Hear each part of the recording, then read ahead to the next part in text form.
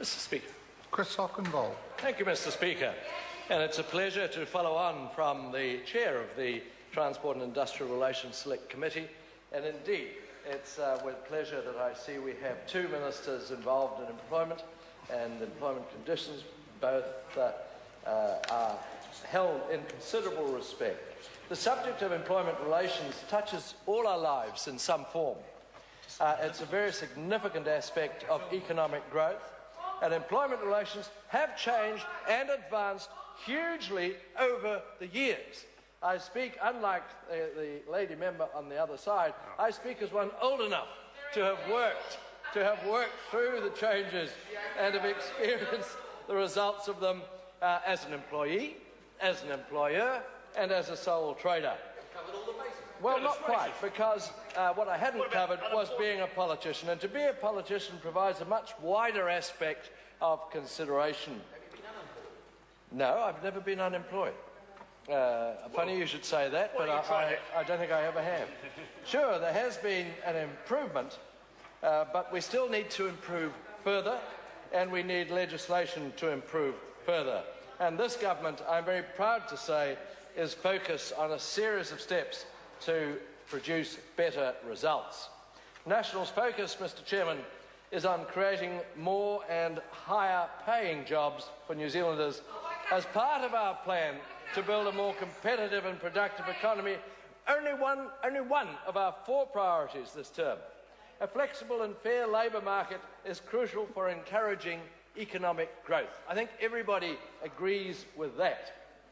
This government knows a flexible and fair labour market is crucial for encouraging that economic growth. This government is focused on protecting jobs and ensuring fair wages. The results so far, if we look at our results so far, we can pick on just a few items which I'm sure will, given consideration of time, even opposition members will see the benefits of them. Our starting out wage, now in force. Young people will get the chance to gain experience and job skills where they're currently missing or have been missing out. The starting out wage, we estimate, could create up to 2,000 new jobs for 16 to 19-year-olds in its first 2 years. We have supported and created jobs. 90-day trials have encouraged businesses to take a chance on new employees. That's right. Has this worked or not? We say more than 13,000 jobs have been created with that. Richard also got a job under that. 80% of employers retained their staff once this trial period was over. 80% of workers stayed with their selected place of work. I remember we heard so much that we were going to have name and shame examples from the trade union of companies who were using it as a device to get rid of people after 3 months. Where are they? Where is the list? We haven't heard it yet. We haven't heard it. Sue Moroney was on. Nearly 60,000 more Kiwis have jobs now than 2 years ago. That's the Household Labour Force Survey.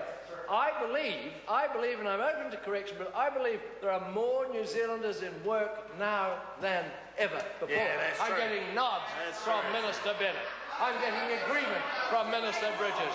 These are the people who know. We made the Holidays Act more flexible. We've raised the minimum wage every year. Every year. Say it again. In a careful and balanced approach that prevents workers being priced out of the labour market. We have supported working parents and continue to discuss that. We continue to discuss that. Our next steps There's a mouse over there somewhere. What's that? Sorry? Mouse over there. Thank you, Mr. Bennett. Thank you. We are establishing several new reforms as our next steps. Establishing WorkSafe New Zealand and implementing the report recommendations from the Royal Commission of the Pike River. I guess the message is clear from the ministers.